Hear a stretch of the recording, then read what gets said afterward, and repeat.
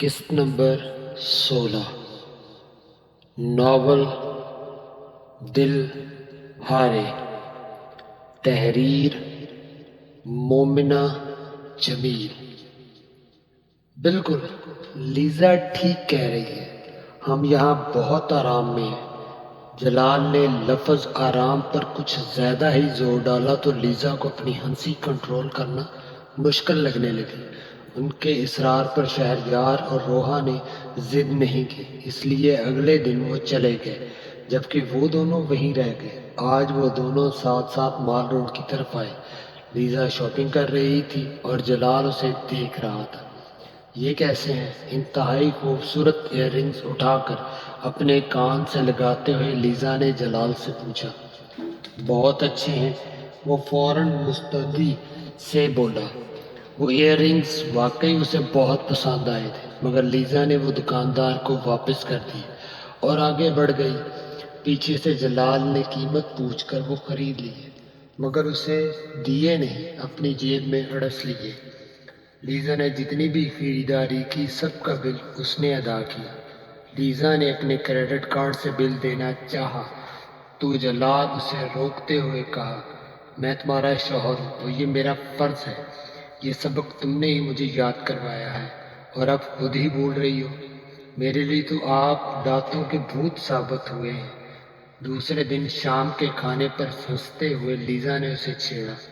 خیر اب یہ میری توہین ہے، میں ان کے مکوں گھونسوں سے نہیں سدھرا، بلکہ مجھے تمہارے آنسوؤں نے پگھلایا۔ جو کچھ بھی ہوا اس میں تمہارا کوئی قصور نہیں، اس لیے ان سب باتوں پر مجھے تمہیں سزاوار نہیں ٹھہرانا چاہیے، بلکہ اچھے دوستوں کی طرح ہمیں ان ساری باتوں کا حل نکالنا چاہیے۔ کیسا حل؟ لیزا ٹھٹکی۔ جلال کے جواب نے جیسے اس کے سر پر آسمان ہی گرا دیا۔ میرا اسی وقت اپنی بائیک پر ثانیہ کے ہاسپٹل پہنچی۔ ثانیہ کی گاڑی وہیں کھڑی تھی، اس کا موبائل گاڑی کے قریب ہی نیچے گرا ہوا تھا، مگر ثانیہ وہاں کہیں رکی نہیں، وہاں کہیں نہیں دکھائی دی۔ چوکیدار سے دریافت کرنے پر پتہ چلا کہ کوئی شخص اسے اٹھا کر لے گیا تھا۔ وہ اس وقت کچھ بھی کرنے میں ناکام رہے تھے، مگر پولیس کو اطلاع کر دی گئی تھی۔ پولیس بھی ابھی وہاں نہیں پہنچی تھی۔ لیکن وہ شخص کون تھا؟ مرحا کے ہاتھ پاؤں پوری طرح پھول چکے تھے۔ جلدی میں اس نے احسان صاحب کو بھی کچھ نہیں بتایا تھا۔ بی بی وہ شخص اکثر مرحا بی بی کا پیچھا کرتا ہوا یہاں آیا کرتا تھا، بس اس سے زیادہ میں اس کے بارے میں کچھ نہیں جانتا۔ چوکیدار کے بتانے پر مرحا کو 100% یقین ہو گیا کہ وارث ہی ثانیہ کو اٹھا کر لے کے آئے، مگر کہاں؟ دماغ نے کام کرنا پوری طرح بند کر دیا تھا۔ اس نے اسی وقت احسان صاحب کو پورے واقعے سے آگاہ کیا۔ پولیس بھی وہاں پہنچ چکی تھی۔ پوری رات وہ ثانیہ کو تلاش کرتے رہے۔ شہر میں ہر جگہ ناکہ بندی کروا دی گئی، حتیٰ کہ فارس کے گھر پر بھی چھاپا مارا گیا، لیکن وہاں سے بھی کوئی سراغ نہیں مل پایا۔ صبح کی سفیدی ہر سو پھیلنے لگی تو احسان صاحب زمین پر ڈھہ سے گئے۔ بیٹی کی ایک رات گھر سے باہر گمشدگی میں گزر جائے تو باپ سر اٹھا کر چلنے کے قابل نہیں رہتا۔ مرحا کی اپنی حالت بہت خراب تھی۔ وہ رات بھر وقفے سے فارس کا نمبر ڈائل کرتی رہی، مگر اس کا نمبر پوری رات بند رہا۔ بڑی تلاش اور انتھک کوشش کے بعد انہیں ثانیہ اپنے ہی گھر میں پڑی ملی تھی، لیکن مردہ، ایک لاش کی صورت میں۔ احسان صاحب اور مرحا پر قیامت ٹوٹ پڑی تھی۔ ثانیہ کی تدفین کو چوتھا روز تھا۔ مرحا کے صدمے اور شوق نے غصے، نفرت اور بدلے کی آگ کی جگہ لے لی تھی۔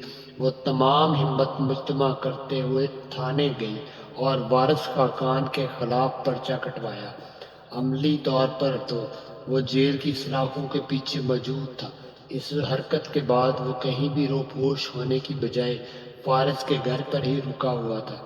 جب پولیس نے اسے گرفتار کر لیا، فارس کو یہ ساری اطلاع اس کے دارجی نے اپنی منشا کے مطابق پہنچائی۔ وہ اتنا سب ہو جانے پر چکرا کر رہ گیا اور پہلی فلائٹ سے فوراً پاکستان پہنچا تھا۔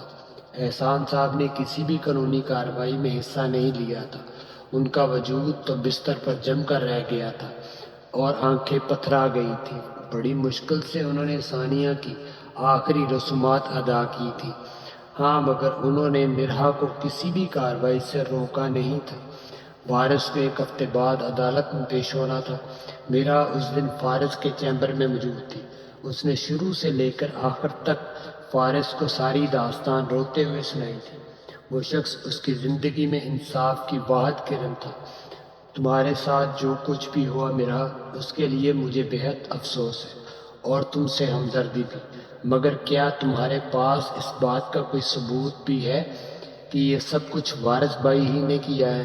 ساری باتوں کے جواب میں وہ بولا۔ صاف لگ رہا تھا وارث کے گناہگار ہونے پر یقین نہیں آیا۔ کیا مطلب ہے آپ کی اس بات کا؟ کیا میں آپ سے جھوٹ بول رہی ہوں؟ مرحا کو یقین تھا جیسے اس کے الفاظ ہی فارس کے لیے ساری سچائی تھے، مگر وہ تو ثبوت مانگ رہا تھا۔ پہلی بار مرحا کو ہاتھ خالی ہونے کا احساس شدت سے ہوا تھا۔ اس بات کا صاف مطلب ہے مرحا کہ تمہارے پاس اس بات کا کوئی ثبوت نہیں ہے۔ دیکھو، میں یہ نہیں کہہ رہا کہ تم جھوٹ بول رہی ہو، مگر یہ سب کچھ تمہاری غلط فہمی بھی ہو سکتی ہے نا؟ ہو سکتا ہے ثانیہ کو کسی نے ذاتی دشمنی نے نہ صحیح بلکہ کسی اغوا کار گروہ نے اٹھایا ہو۔ تم لوگ سادہ سے لوگ ہو، کسی سے دشمنی تو ہو نہیں سکتی۔ فارس کی کیاسرائیاں پر مرحا کا خون کھول اٹھا۔ موقع کے گواہ اس اسپتال کے چوکیدار نے مجھے خود بتایا ہے کہ آپ کے بھائی نے مرحا کو زبردستی ہاسپٹل کے باہر سے اٹھایا تھا۔ وہاں کے 2 سیکیورٹی اہلکار بھی اس بات کے گواہ ہیں کہ فارس اکثر ثانیہ کو دھمکاتا تھا اور اس کا پیچھا کرتا تھا۔ آپ چاہیں تو ان کو بلوائیں اور میرے سامنے سارے معاملے کی تصدیق کریں۔ اس کی رندی ہوئی آواز میں خار اگے آئے۔ اس کی بات پر ایک پل کے لیے فارس تھم سا گیا تھا، مگر وہ کبھی یقین نہیں کر سکتا تھا کہ اس کا بڑا بھائی کسی لڑکی کو اغوا کر کے اس کا ریپ کرنے پر جیسا گھناؤنا جرم کر سکتا تھا۔ خصوصاً ثانیہ کی موت کے بعد احسان صاحب نے اس کا پوسٹ مارٹم بھی نہیں ہونے دیا تھا۔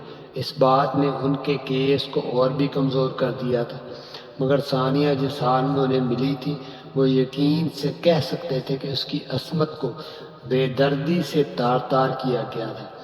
لوگ بھی یہ بات پھیل چکی تھی۔ میڈیا بری طرح سے اس بات کو ہائی لائٹ کر رہا تھا کہ فارس خاقان حیدر کے اکلوتے بھائی وارث پر اغوا، عصمت زنی اور پھر قتل کا الزام درست ہے یا نہیں۔ دوسری طرف احسان صاحب اور مرحا سرے بازار اپنی عزت کی دھجیاں بکھیرتے ہوئے دیکھ رہے تھے، اس امید کے ساتھ کہ شاید انہیں انصاف مل سکے۔ وارث خاقان نے دارجی کے سامنے اپنے جرم کا اعتراف کر لیا تھا۔ اسے برا بھلا کہنے کے بعد انہوں نے اس جرم کے سارے ثبوت مٹا دیے تھے۔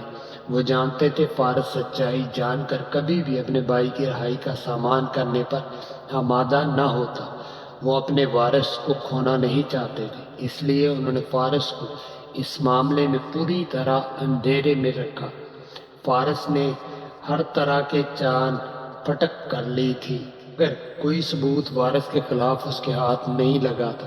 حتیٰ کہ گواہان کا منہ بھی پیسے دے کر اور ڈرا دھمکا کر بند کرا دیا گیا تھا۔ وہ بلا شبہ ایک ماہر وکیل کی حیثیت سے ساری بات بانپ جاتا اگر اس کے دل اور آنکھوں پر باپ اور بھائی کی محبت اور اعتماد کی پٹی نہ بندھی ہوتی۔ پہلی ہی سنوائی پر اپنی قابلیت کے بل بوتے پر وارث کو رہا کروانے میں کامیاب ہو گیا۔ میرا سارا تماشا بے بسی سے دیکھتی رہی۔ اس کے پاس کوئی ثبوت نہیں تھا۔ سارے گواہ اس کے منہ پر فارس کے سامنے مکر گئے تھے۔ وہ بری طرح فارس سے بدظن ہو گئی۔ اسے وہ جو انصاف پسند لگتا تھا یکا یک بڑا ہی بے انصاف لگنے لگا۔ بغیر کسی ثبوت کے کیس شروع ہوا تھا، سو فوراً ہی ختم ہو گیا۔ احسان صاحب پر زندگی بری طرح تنگ ہو چکی تھی، مگر مرحا کی فکر انہیں مرنے بھی نہیں دے رہی تھی۔ دنیا میں انہیں اتنی رسوائی ہو چکی تھی کہ وہ اب کہیں بھی جانے کے قابل نہیں رہے تھے۔ اگر کوئی گھر آتا تب بھی وہ طرح طرح کی باتیں سننے کو ملتی، مگر زندگی کے دروازے ان پر بری طرح سے تنگ ہو گئے تھے۔ میرا نے یونیورسٹی جانا چھوڑ دیا تھا، وہاں پر بھی بری طرح سے طنز و تضحیک کا نشانہ بن چکی تھی۔ کچھ طلباء کو اس سے ہمدردی تھی تو وہیں کچھ ایسے بھی تھے جن کے خیال میں مرحا نے اپنی بہن کی موت کا الزام فارس خاقان کے بھائی پر ڈال کر اسے پھنسانے کی کوشش کی تھی۔ یہ الفاظ مرحا کی سماعت پر کوڑے کی طرح برستے تھے۔ انہی دنوں احسان صاحب شدید علالت کا شکار ہو گئے۔ مرحا کو اپنے گھر بار کا ہوتے ہوئے دیکھنا ان کی آخری خواہش تھی۔ اپنے طور پر انہیں پوری کوشش کر دیکھی، مگر کوئی بھی ان کے ساتھ ہوئے حادثے کو سن کر ان سے رشتہ قائم کرنے پر آمادہ نہیں تھا۔ احسان صاحب کو دل کا شدید دورہ پڑا تھا، مگر ان کی طبیعت بہت کچھ بہتر تھی۔ فارس کو اپنے ذرائع سے علم ہوا تو ان کی عیادت کو ہاسپٹل آیا۔ مرحا ان دنوں شدید ڈپریشن اور غم و غصے کا شکار تھی۔ اسے دیکھ کر بری طرح ببھر گئی۔ ہماری زندگیوں کو جہنم بنا کر اب تم ہمارا تماشا دیکھنے آئے ہو؟ فارس خاقان حیدر، تم جیسے دوغلے انسان میں نے اپنی پوری زندگی میں نہیں دیکھا۔ بات تمہارے بھائی پر آئی تو ساری ایمانداری ہوا ہوئی۔ مجھے تم سے نفرت محسوس ہونے لگی ہے۔ میں تمہاری شکل بھی دیکھنا نہیں چاہتی، چلے جاؤ یہاں سے۔ میرا اس طرح گرائی تھی، فرتے جذبات سے فارس کا چہرہ سرخ ہو گیا۔ میرا تم غلط فہمی کا شکار ہو، وارث کا اس معاملے سے کچھ بھی لینا دینا نہیں ہے۔ میں تمہاری حالت اور تمہارے جذبات اچھی طرح جانتا اور سمجھتا ہوں، مگر میرا یقین کرو تمہیں غلط فہمی ہو رہی ہے۔ میرا کو لگا اس کے دماغ کی رگیں پھٹ جائیں گی۔ فارس، یہاں سے چلے جاؤ۔ میں تم سے کوئی بحث نہیں کرنا چاہتی۔ میرا نے ہاتھ اٹھا دیا۔ اس بات کا مطلب تھا کہ بس بات ختم۔ فارس وہاں سے چلا آیا، مگر مختلف سوچیں اسے ہلکان کرتی رہی تھی۔ اس کے جانے کے بعد میرا پھوٹ پھوٹ کر روئی۔ ایک بار پھر سے سارے غم اور زخم تازہ ہو گئے تھے۔ کچھ دیر بعد اس نے بڑی بے دردی سے اپنی گیلی آنکھوں کو رگڑ کر صاف کیا اور اندر احسان صاحب کے پاس آ گئی۔ اسی وقت اس کا موبائل بجا۔ مرحا نے دیکھا تو کسی انجان نمبر سے میسج آیا تھا۔ وہ ایک MMS تھا، جسے کھولنے اور دیکھنے کے بعد مرحا وہیں قریب صوفے پر ڈھہ سی گئی۔ احسان صاحب زیادہ دیر زندگی سے لڑ نہیں پائے اور شدید علالت کے بعد وہ انتقال کر گئے۔ روح پرواز کر گئی تو جسم خاکی کو وہ لحد میں اتار دیا گیا۔ مرحا کی تو پوری دنیا ہی اجڑ گئی تھی۔ وہ پچھلے 3 دن سے بت بنی بیٹھی تھی۔ کچھ محلے داروں اور فارس نے مل کر ہی احسان صاحب کی تدفین کا انتظام کیا تھا۔ مرحا مسلسل سکتے کی حالت میں تھی۔ نہ کچھ کھانے پینے کا شوق تھا، نہ ہی پہننے اوڑھنے کا۔ 3 دن سے محلے کی ایک معزز خاتون بشرا بی بی اس کے پاس ٹھہری ہوئی تھی۔ فارس بھی باقاعدگی سے روز ہی ان کی طرف آ رہا تھا۔ اس کی اس حالت کو دیکھ کر وہ بے حد مضطرب تھا۔ وہ سمجھ نہیں پا رہا تھا کہ وہ کیسے اس مشکل وقت میں مرحا کا ساتھ دے، اس کا خیال رکھے، جبکہ مرحا تو اس کی شکل دیکھنے کی بھی روادار نہیں تھی۔ آج بھی وہ آیا تو مرحا لاؤنج میں بالکل سٹیچو بنی کارپٹ پر آلتی پالتی مارے بیٹھی تھی۔ اسے دیکھتے ہی جیسے اس پر وحشت طاری ہوئی۔ مرحا اس پر پل پڑی تھی۔ اس کا گریبان مٹھیوں میں بیچ کر وہ چیخنے چلانے لگی۔ گھر میں اس وقت کوئی بھی نہیں تھا۔ بشرا بی بی اپنے گھر جا چکی تھی۔ تعزیت کے لیے کوئی بھی وہاں موجود نہیں تھا۔ تم ایک گھٹیا انسان ہو۔ دوستی کی آڑ میں تم نے میری ساری زندگی برباد کر دی۔ تم نے اس دن فون کر کے مجھ سے مدد مانگی۔ میری اس نیکی کا صلہ تم نے یوں دیا فارس خاقان کہ تم نے مجھے پوری طرح سے برباد کر دیا۔ میری بہن تمہارے غلیظ بھائی کی ہوس کا نشانہ بن گئی، اور میرا باپ اس غم اور بے عزتی کے احساس کے ساتھ ساتھ میری فکر لے کر منو مٹی تلے جا سویا۔ یہ سب تمہاری وجہ سے ہوا ہے۔ تمہیں یقین نہیں ہے نا کہ تمہارے بھائی نے کوئی جرم کیا ہے؟ میں تمہیں دکھاتی ہوں۔ مرحا کے دماغ میں جھمکا سا ہوا تھا۔ آخر کار دماغ نے کام کرنا شروع کر دیا تھا۔ وہ اسے دور دھکیلتی کسی چیز کی تلاش میں اپنے کمرے میں چلی گئی تھی۔ فارس کی آنکھوں میں سرخی اتر آئی تھی۔ مرہا کی اس حالت اور بے یقینی پر اس کے دل کے ساتھ ساتھ آنکھیں بھی اشک بار تھیں۔ وہ اس کے پیچھے کمرے میں ہی چلا آیا جہاں سے وہ موبائل برآمد کر کے اس کی طرف پلٹ رہی تھی۔ اسے وہاں دیکھتے ہی مرہا کی آنکھوں میں نفرت اور حقارت در آئی۔ اپنے کانپتے وجود کو سنبھالتے ہوئے اس نے ویڈیو پر پلے کا بٹن دبایا اور موبائل فارس کے حوالے کر دیا۔ وہ ثانیہ کے ہاسپٹل کے باہر کی سی سی ٹی وی فوٹیج کا ایک چھوٹا سا کلپ تھا جس میں ثانیہ فون کان سے لگائے کھڑی تھی اور پھر اچانک وارث وہاں پر وارد ہوا، اس کا موبائل چھین کر پھینک دیا اور ثانیہ کی تمام مزاحمت کے باوجود وہ اسے کسی نشہ آور اسپرے کی مدد سے بے ہوش کر کے اپنی گاڑی میں ڈال کر انجان رستوں پر گم ہو گیا۔ 3 منٹ کی اس ویڈیو نے فارس کو ساری عمر کے لیے مرہا کی نظروں میں گرا دیا۔ فارس پر دھماکہ ہوا تھا، ذہن کی سب الجھی گتھیاں سلجھ گئیں۔ جب فارس نے سی سی ٹی وی فوٹیج حاصل کرنا چاہتی تھی اس وقت اسے جو ویڈیو دی گئی اس میں ایسا کچھ بھی نہیں تھا۔ اس کا مطلب تھا کہ یہ ثبوت وہاں سے غائب کر دیا گیا تھا، پھر وہ گواہ بھی انہیں سچ کو جھوٹ میں بدلنے پر مجبور کیا گیا تھا۔ ایسا کون کر سکتا تھا؟ اتنے اثر و رسوخ والے صرف اس کے دارجی ہی تھے، لیکن دارجی کے اس کے ساتھ اتنا بڑا دھوکہ کر سکتے تھے وہ سوچ بھی نہیں سکتا تھا۔ اور وارث اتنی گری ہوئی حرکت کرنے والا شخص اس کا بھائی ہو سکتا ہے؟ فارس کو یقین نہیں ہو رہا تھا، مگر اب پورا سچ اس کے سامنے تھا۔ اپنی زندگی میں پہلی بار فارس مجرموں کی صف میں آ کھڑا ہوا تھا، انجانے میں ہی صحیح مگر وہ ظالموں کی فہرست میں شامل ہو گیا۔ اب میں چاہوں تو اس ویڈیو کو دنیا بھر میں نشر کر کے تمہاری پول پٹی کھول دوں، لیکن میں ایسا نہیں کروں گی۔ اس لیے نہیں کہ مجھے تم سے کوئی ہمدردی ہے، بلکہ اس لیے کہ اب میرے پاس تو کوئی بچا ہی نہیں۔ اب میں چاہوں تو اس ویڈیو کو دنیا بھر میں نشر کر کے تمہاری پول پٹی کھول دوں، لیکن میں ایسا نہیں کروں گی۔ اس لیے نہیں کہ مجھے تم سے کوئی ہمدردی ہے، بلکہ اس لیے کہ اب میرے پاس کوئی تو بچا ہی نہیں جس کے لیے میں انصاف مانگوں۔ اب میرا کل احساسہ میری نفرت ہے، اس لیے نفرت کو اپنی سانسوں کی طرح جیوں گی۔ فارس خاقان، جس طرح تم نے مجھے برباد کیا میں ویسے ہی تمہارے خاندان کو تباہ کر دوں گی۔ میں تمہیں کبھی معاف نہیں کروں گی۔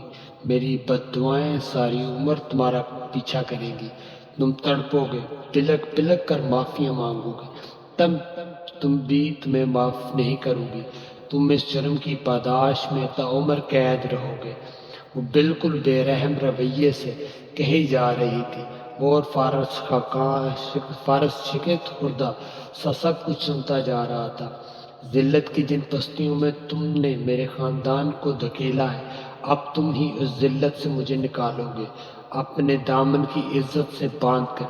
میرا باپ اس غم میں اس دنیا سے چلا گیا کہ اس کی بیٹی کو پوری عزت سے اپنانے والا اس دنیا میں کوئی نہیں تھا، لیکن فارس خاقان، میں تمہاری دی ہوئی موت نہیں مروں گی، بلکہ میں تمہاری موت کا سامان بن جاؤں گی۔ اس بے عزتی اور رسوائی کے ذمہ دار تم ہو، تمہارا خاندان ہے۔ اب تم ہی مجھے عزت کا کھوکھلا ٹیکہ واپس دلاؤ گے۔ میرا فیصلہ کو لفظوں میں بول رہی تھی جیسے یکدم ہی سب کچھ سوچ لیا ہو۔ وہیں فارس زمین پر مجرموں کی طرح گھٹنے ٹیک کر بیٹھا تھا۔ اس کی آخری چند باتوں کا مطلب وہ صاف صاف نہیں سمجھا تھا۔ تم کیا چاہتی ہو میرا؟ بالآخر اس نے خاموشی توڑ دی۔ اگر اپنے بھائی کو پھانسی کے پھندے پر لٹکتے دیکھنا نہیں چاہتے تو مجھے سے ابھی اور اسی وقت نکاح کر لو۔ یہ کہتے ہوئے مرہا کے حلق میں کانٹے پڑ گئے، مگر اس کے خاندان کی تباہی کی طرف صرف یہی ایک راستہ جاتا تھا۔ فارس اپنے جذبوں سے مجبور اپنی شرمندگی میں گڑا جا رہا تھا۔ اس نے مرہا سے نکاح کر لیا، مگر صرف اپنی محبت کی خاطر، اپنی غلطیوں کا ازالہ کرنے کی خاطر، لیکن مرہا یہ نہیں سمجھ رہی تھی۔ فارس نے اس سے نکاح صرف اس کی دھمکی کے خوف میں آ کر لیا تھا۔ نکاح کے بعد مرہا اپنے ہی کسی ذرائع سے لندن چلی گئی تھی۔ ابھی اسے کچھ وقت درکار تھا۔ خود کو سنبھالنے کے لیے اگلا لاہے عمل تو وہ طے کر چکی تھی۔